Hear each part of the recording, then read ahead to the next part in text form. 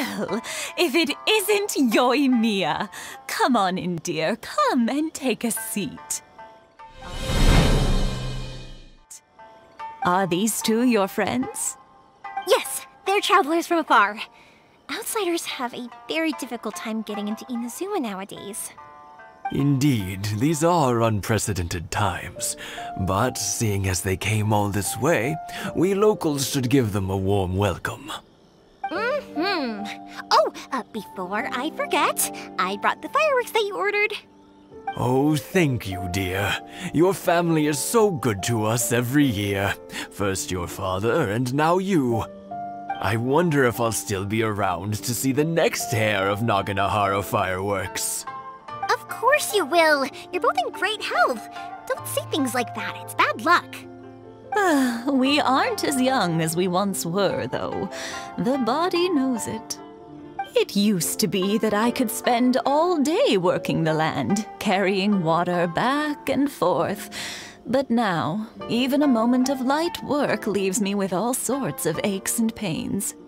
I wanted to do some weeding yesterday, but as soon as I bent down to get started, I suddenly felt that if I went any further, I wouldn't be able to get back up again. No worries. Say no more. We'll handle it. No, no, no. We can't be putting you to work when you're a guest in our home. I'll just go fetch the tea and some snacks, and then we'll continue our conversation. It's fine. It's not like it's the first time I've helped you with chores. I just haven't had much time recently with the fireworks show coming up. But once that's out of the way, I'll be sure to come by more often. It's no trouble, really. We don't mind helping. Oh, you're such good kids. As for mine, he's all grown up now. Hasn't found anyone yet. And he doesn't visit very often. If you're quite sure it's no trouble, then I have some pickled radish here. Would you mind delivering it to Satoru on the other side of the village? Sure, it won't take us a moment. The old folks aren't very mobile, so come on, let's help them out. We'll get rid of the weeds first, and then deliver the pickled radish.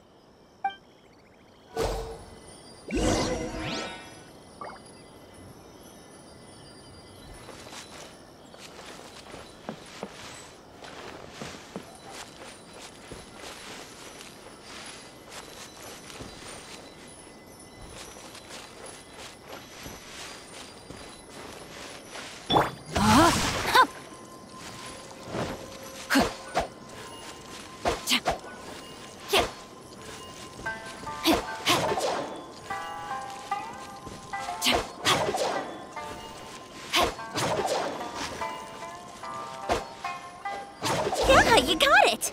And that should just about do it. Satoru is on the other side of the village. Let's go see him now. One day, I'll be as great as Ryuji.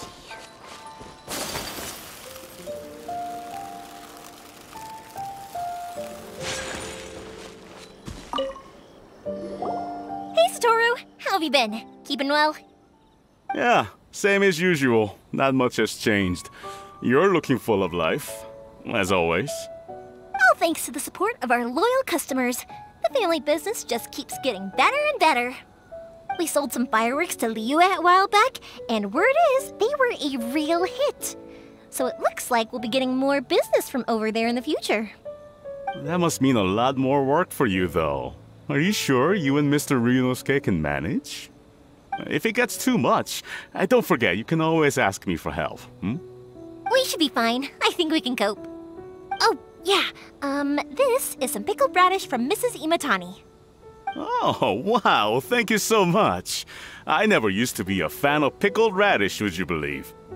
But then I tried some of Mrs. Imatani's homemade stuff and I couldn't get enough of it. It's a family staple now.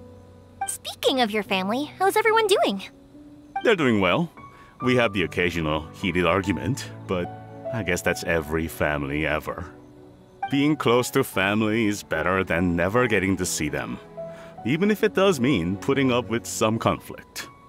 Now, Mr. and Mrs. Imatani seem to have a great relationship. But still, they must get lonely with their child never visiting. Huh, they didn't seem that way to me. I think they're just used to it. You make a good point, though. I should drop by more often in the future. That way, they won't get so bored. Oh, I'm sure they'd love that. As would all of us in Konda Village. You're always welcome here. Thank you! Now that we finished all the chores, it's time to talk to the Imatanis about Sakujirou.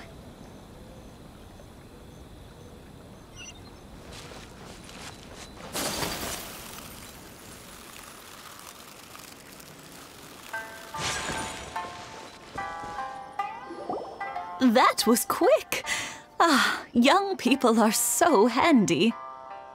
Younger people have bundles of energy, and older people have a wealth of wisdom. Each have their strengths. Speaking of youth, do you know what? It's been 50 years this year. Oh, so it has. Goodness, how the time flies. You barely notice as the years go by, but then suddenly 50 years have passed. 50 years since what? Some important day? Well, if you must know, it was 50 years ago, back in the days when this young lady was still trying to win me over, that... Oh, stop trying to impress them. We both know you were the one who was hopelessly smitten and desperately trying to win my affection. Well, maybe you're right. 50 years ago, I proposed to my wife at the Naganohara Fireworks show. We've been together ever since. To tell the truth, I was still a little uncertain. I wasn't sure what I was doing when I walked into the Naganohara's shop and ordered my firework. Even as it was rising up into the sky, I still had no clue what I was going to say. But then it exploded, the sky lit up. I looked back at her and saw her eyes twinkling in the light of the fireworks. Before I knew what was happening, apparently, I'd already said it. And, well, she'd said yes. 50 years. In some ways, it's a long time. In others, it's no time at all. Really, it's just a number. But 50 years of being together? Now that is something worth commemorating. I had no idea it was your 50th anniversary. If I'd known, I would have made some extra fancy fireworks just for you. Oh no, it's quite all right. We always set off the same firework every year. It wouldn't be the same without it. Seeing that firework go off takes us right back to those days. Even at this age, we still look back with not a single regret. Ah, what a great relationship they have. Enough about us, though. Yoimiya, aren't you busy with the fireworks show coming up? Was there something you needed to discuss? Yeah, it's a difficult thing to talk about, but here goes. Sakujirou. So he came back. Huh? You know him? He was our boy's best friend when they were young. They were inseparable. They grew up together, shared everything with each other, and went everywhere together. But one day, they had a terrible argument. Sakujirou seemed to feel that Inazuma was too peaceful, and wanted to see what the outside world was like. But our Keisuke took after his father and mother.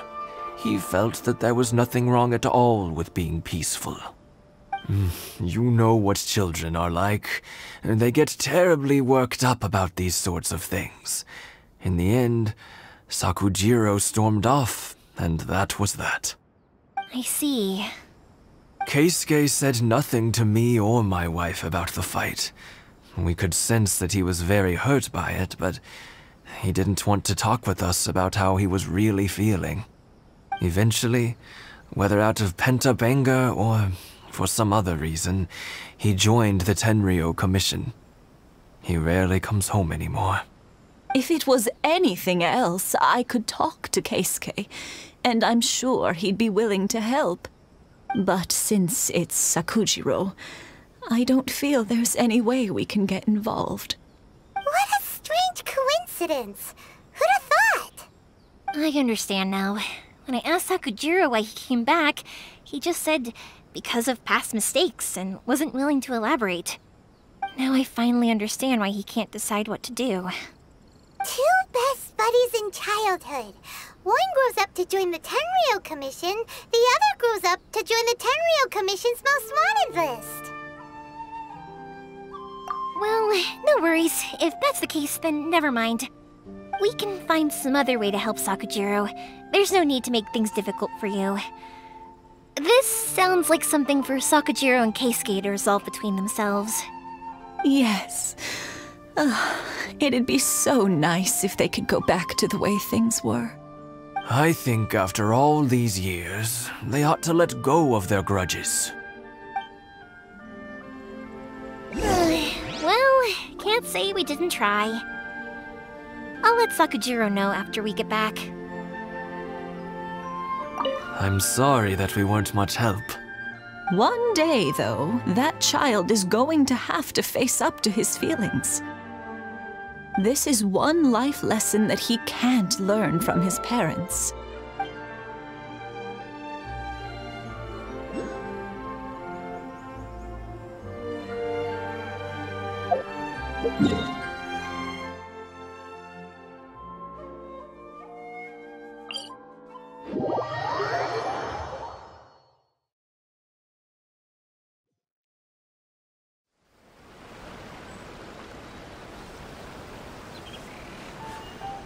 A blade embraces its duty, as a jeweler cherishes their gems.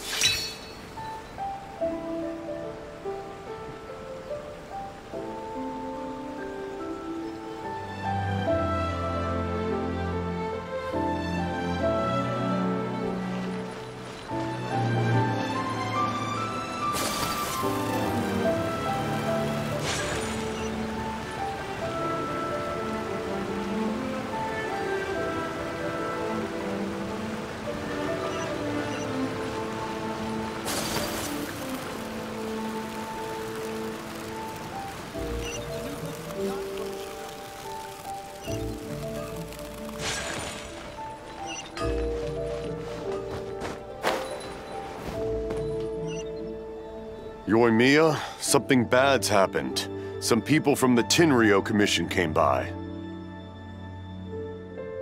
Huh? Why? Do they know? Pops, are you alright? They didn't do anything to you, did they? I told them the show was starting soon and the place was filled with fireworks, so they shouldn't go in because it's a fire hazard. But they didn't listen. It seemed like they knew Sakujirou was inside. Luckily, Sakujirou heard them coming in time and managed to escape through the window. The Tenryou Commission wasn't able to capture him. Oh, this is bad news. I don't think Sakujirou had enough time to make his mind up. Pops, did you see where he went? Oh, the Tenryou Commission will definitely be chasing after him. Good point. Names. Reading names. Suddenly showing up like this, surely it must be Keisuke's doing. The Commission wouldn't normally cause this big of a fuss over a stowaway. Sorry, my ears are no good. And I didn't get a good look at them either. If you're wondering which way they went, they left the city. I wish I'd caught their names. But I didn't hear a thing. As it happens, I did. I was getting some ore from my friend's place and happened to bump into them on the way over.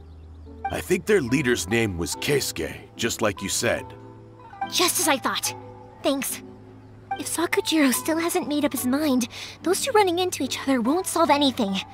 And even worse, there'll be no coming back from it for Sakujirou. We can't let that happen. Come with me. Let's track them down.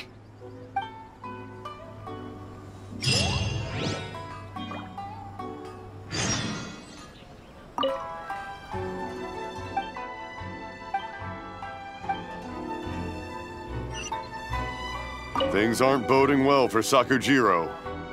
If only there was something we could do.